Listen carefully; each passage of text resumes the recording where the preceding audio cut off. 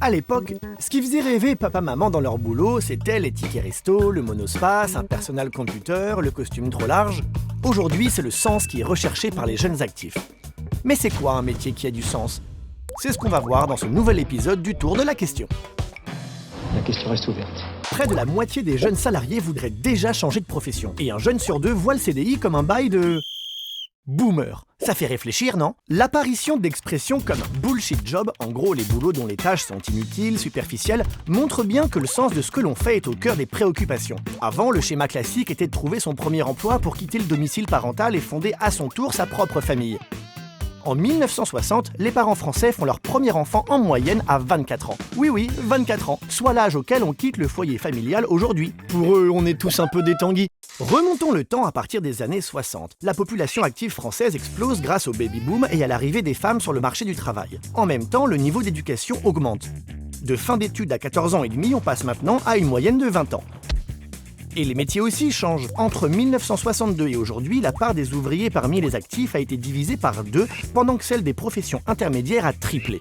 La France est donc passée d'une usine géante à un immense bureau. Bon, on grossit le trait, mais vous avez l'idée. Le plus gros bouleversement est certainement la disparition de l'emploi à vie. Alors que pendant des décennies, les changements de profession étaient rares, aujourd'hui c'est un phénomène bien répandu dans le monde du travail. Alors pourquoi notre vision du monde du travail a-t-elle changé? Déjà parce que le monde change. Crise de l'emploi, crise économique et révolution technologique ont créé de grosses désillusions vis-à-vis du monde du travail. Pour les nouvelles générations, il n'est pas question de suivre une voie toute tracée. Les aspirations ont changé et beaucoup cherchent dans leur travail une source de bien-être au quotidien. La moitié des 18-25 ans et 2 tiers des 26-35 voient avant tout leur travail comme une façon de se réaliser. Vous me direz, et le salaire alors? C'est important le salaire? Oui, c'est important. Mais sachez que 7 jeunes sur 10 préfèrent rester dans une entreprise où ils se sentent bien plutôt que de partir ailleurs pour gagner plus.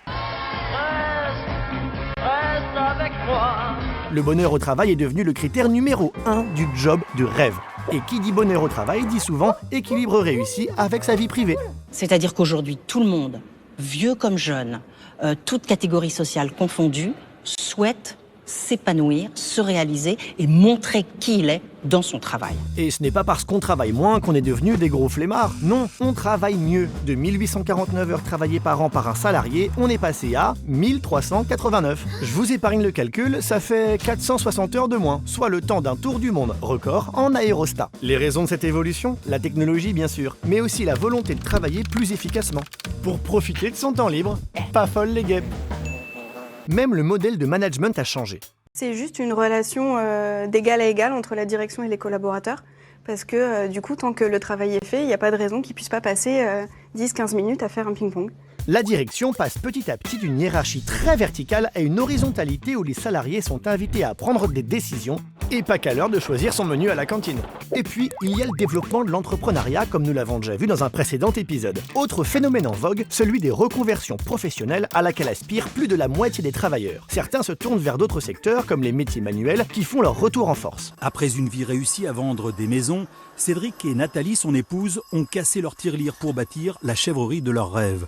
À votre avis, combien de temps restons-nous dans un même poste en moyenne? 5 ans. À peine plus rarement qu'une Coupe du Monde finalement. Mais accrochez-vous, les jeunes actifs d'aujourd'hui changeront eux en moyenne 13 à 15 fois d'emploi au cours de leur carrière. Clairement, le visage du travailleur de 2021 a bien changé. Il peut être à son compte, travailler à mi-temps ou cumuler plusieurs casquettes. C'est ce qu'on appelle un slasher. Non, on parle pas des films d'horreur avec un tueur psychopathe. Un slasher, c'est quelqu'un qui occupe différents métiers à la fois. Rédacteur le jour et barman le week-end. Ou encore créateur de bijoux et consultant en communication. Banquier et DJ. Graphiste et... l'idée, c'est pas de tous devenir des slashers non plus. L'idée, c'est de s'épanouir, rappelez-vous. Ce qui est sûr, c'est que l'emploi unique des études à la retraite tend à disparaître. Place aux jobs qui évoluent en même temps que nous, nos envies, nos rencontres et bien sûr, la société.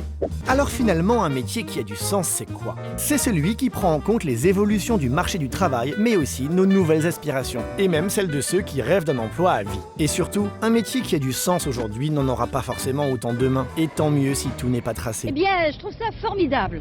Bon, je crois qu'on a fait le tour de la question. Et pour vous, c'est quoi un métier qui a du sens? Dites-nous tout en commentaire. Si cette vidéo vous a plu, abonnez-vous et activez la cloche. À bientôt pour le prochain épisode.